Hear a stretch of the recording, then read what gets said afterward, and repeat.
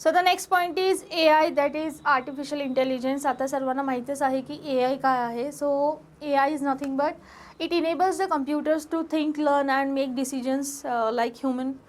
Okay, काय म्हणू शकतो, त्यांनी मशीनला एक असं ट्रान्सफॉर्म केलेलं आहे की असं स्मार्ट बनवलं आहे की मशीन्स काय करू शकतात, असे स्मार्ट मशीन्स डेव्हलप केलेलं आहेत by with the use of AI. की त्यांनी की ते मशीन आहे ती आपलं जे ह्युमन लँग्वेज आहे ती इझिली समजू शकते, त्याच्यावरती काहीतरी रिस्पॉन्स करू शकते. आपण काही क्वेरी विचारली असेल तर त्याच्यावरती इमिडिएट रिस्पॉन्स करू शकते. सो AIनी ह्या सगळ्या गोष्टी आहेत त्या खूप इझी करून दिलेल्या आहेत आणि खूप स्मार्ट वेमध्ये आपण म्हणतो ना, एक स्मार्ट वर्किंग आपण म्हणू शकतो की एक वर्क आहे तो आपला तो स्मार्ट झालेला आहे. ओके, सो स्मार्टफुली आपण काय करू शकतो की AIनी असं एक प्लॅटफॉर्म दिलेला आहे की त्याच्यावरती तुमचा काहीही आपण म्हणजे कोणताही डाऊट असू दे, कोणताही तुमची क्वेरी असू दे, ते इझिली आपण सॉर्ट आऊट करू शकतो. इझिली आपल्याला त्याचं काहीतरी रिस्पॉन्स भेटणार आहे की असं नाही होणार की कोणतंही अशी काही क्वेरी असेल की त्याचं AI आपल्याला काही फाइंड आउट करून किंवा त्याचं काय आपल्याला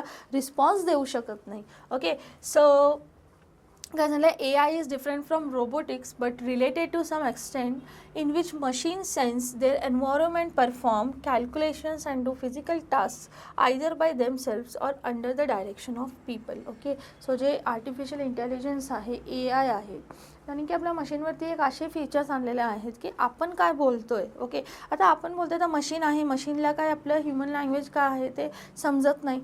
सो ते काय करतं, ते ॲक्सेप्ट करताना आपण जे बोलतो आहे तेच लँग्वेज ॲक्सेप्ट केली जाते, बट ते त्याच्यानंतर ते ट्रान्सलेट करून ते मशीन लँग्वेजमध्ये काय होतं तर ते ॲक्सेप्ट केलं जातं आणि त्याचं पुन्हा काय आहे रिस्पॉन्स तो आपल्याला ह्युमन लँग्वेजमध्ये ट्रान्सलेट करून तो आपल्याला दिला जातो. आणि जसं आपण कमांड टाकू की तुम्हाला कोणत्या लँग्वेजमध्ये हवं आहे, ओके, सेम त्याच लँग्वेजमध्ये तुम्हाला काय आहे तर ते रिस्पॉन्स दिले जातात. राईट, सो त्याचे पण काय ॲडव्हान्टेजेस अँड डिसॲडव्हान्टेजेस आहेत.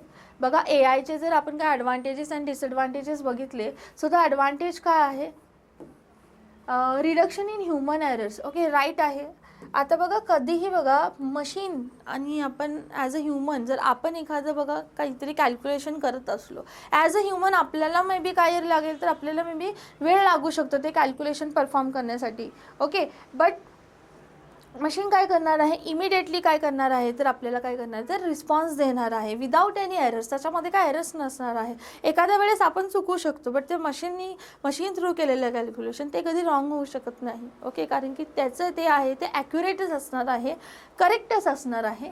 सो काय सांगितले बघा, computers if program properly with artificial intelligence give 100% accuracy as compared to task performed by humans, as there is always a chance for human mistakes. Okay, मी आता सांगितलं, आपण आता डिस्कस केलेलं आहे. ॲज अ ह्युमन आपण काहीतरी मिस्टेक्स करू शकतो, बट AI थ्रू आपले जे मशीन्स आहे त्याच्या थ्रू काही तुम्हाला एरर्स येणार नाही आहेत. काय असणार आहे तर ते टोटली आपल्याला करेक्टच काय असणार, तो रिस्पॉन्स येणार आहे. त्याच्यामध्ये झिरो एरर्स आपण म्हणतो ना, झिरो एरर्स असणार आहे. एखाद्या वेळेस आपल्याकडून काहीतरी चुकू शकतं, बट ते मशीन थ्रू जी AI आहे ते आपल्याला 100% काय देणार आहे तर ॲक्युरेसी देणार आहे.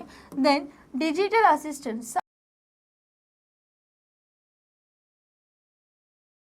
some of the highly advanced organizations use digital assistants to interact with users, which save the need for human resources. Okay, for example chatbot. आता chatbot आहे ते तुम्हाला माहीतच आहे.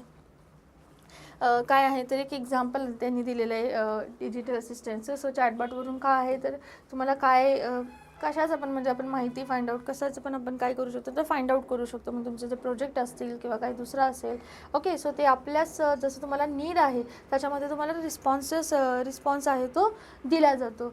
जसं की फॉर एक्झाम्पल आता आपलं ChatGPT आहे, right. Then faster decisions.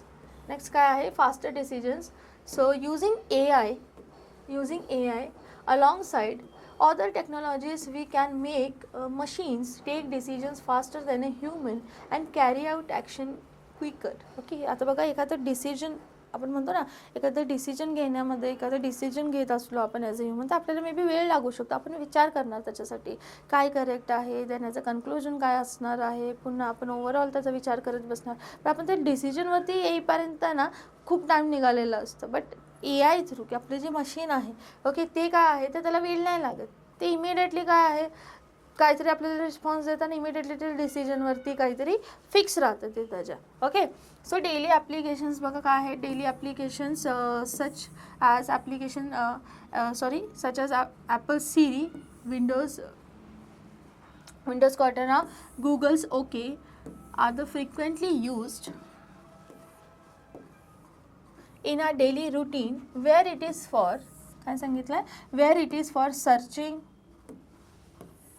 a location, taking a selfie, making a phone call, replying to a mail and many more. Okay, बघा काय काय सांगितलेलं आहे. गुगल असिस्टंट आहे, देन ॲपल सिरी आहे, राईट. आता आयफोनमध्ये तुम्हाला माहिती आहे सिरी असते.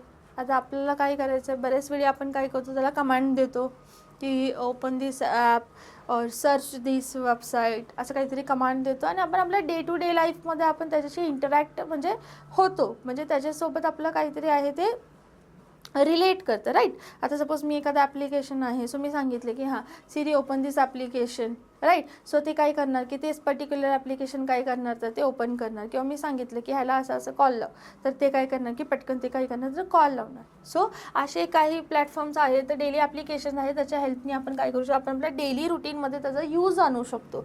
सो ते सगळं कशा थ्रू पॉसिबल आहे तर ते AI थ्रू पॉसिबल आहे, right.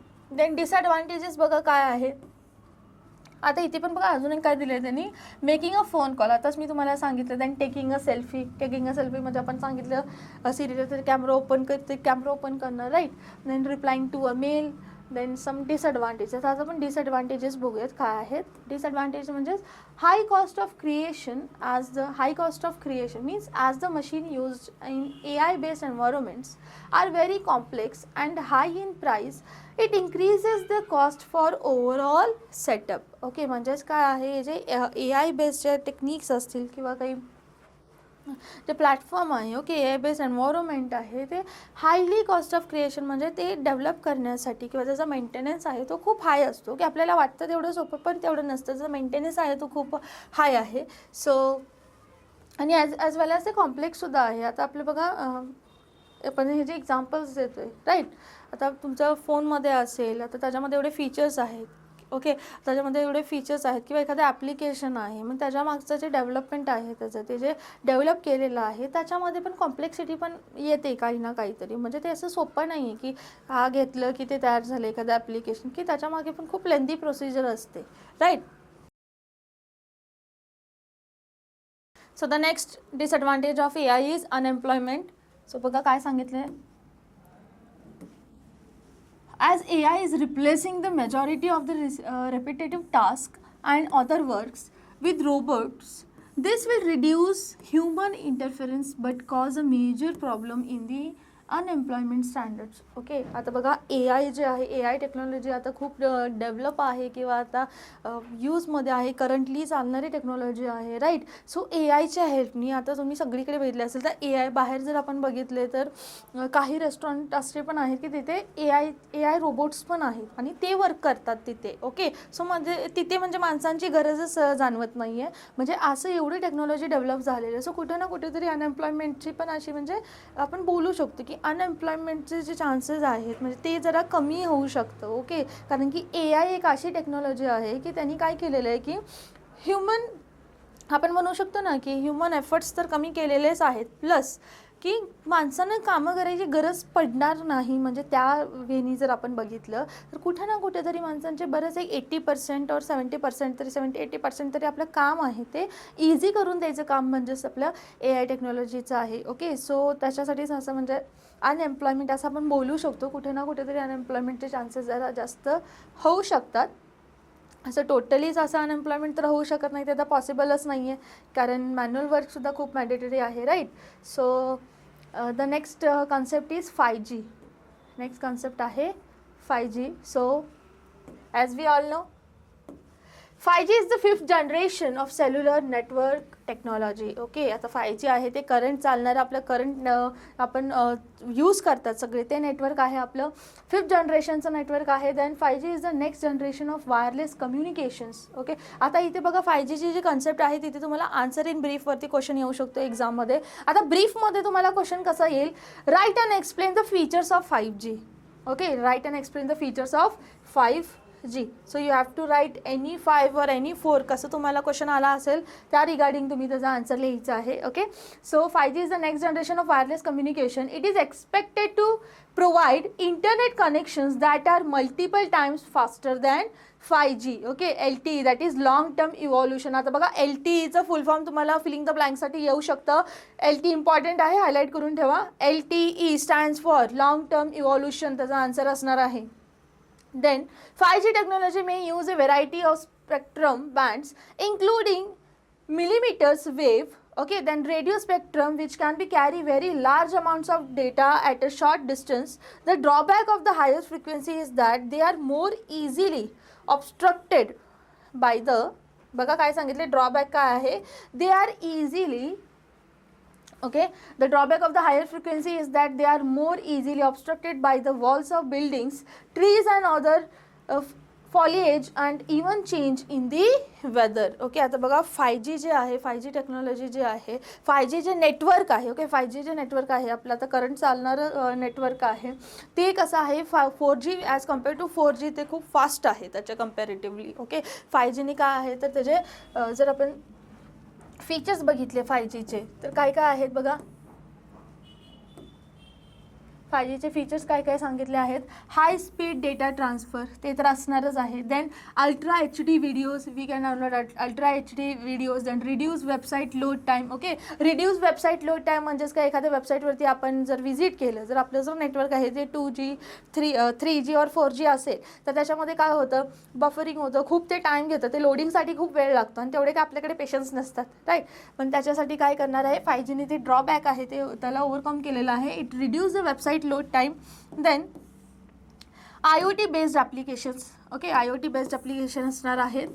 Highly speed data transfer, then ultra HD videos, reduce website load time, as well as multiple time faster than 4G. It is multiple time faster than 4G. 4G च्या comparatively जर आपण बघितलं त्याच्यापेक्षा multiple त्याचं काय आहे speed आहे ते खूप फास्ट आहे. Reduce app load time, same जे तुमचे ॲप्लिकेशन्स वगैरे असतील तुम्ही काय डाउनलोड करत असाल प्ले स्टोअरवरून ते इमिडिएटली काय होणार आहे तर ते डाउनलोड होणार आहे. त्याच्यामध्ये काय तुम्हाला जास्त वेळ लागणार नाही किंवा ते जास्त टायमिंग घेईल, जास्त एकदम स्लो नेटवर्क आहे तर तसं कधीच होणार नाही 5Gच्या बाबतीत.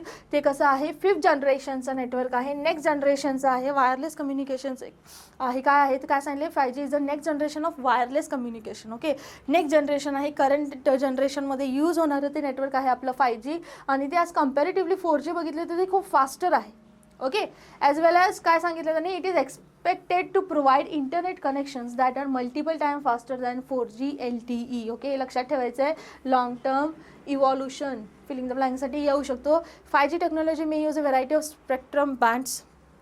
ओके, 5G टेक्नॉलॉजी आहे ती करंट यूज होणारी टेक्नॉलॉजी आहे आपली, करंट यूज होणारं नेटवर्क आहे. सो इथे आपला चॅप्टर कंप्लीट होतं. ह्याच्यावरती काय आता तुम्हाला समजतं आता 5G काय आहे, 5G नेटवर्क काय आहे हे तुम्ही आपण अगदी मनाने पण सांगू शकतो. असं काय ह्याच्यामध्ये बघण्यासारखं एवढं काही नाही आहे, आपल्याला माहिती आहे कारण की सगळेच आपण आता 5G यूज करतोय बरं, राईट. 5G जे आहे आपलं 5G नेटवर्क आहे त्याच्याशी सगळेच आपण आता फॅमिलियर झालेलो आहे. सो आपल्याला त्याचे फीचर्स माहिती आहेत, राईट.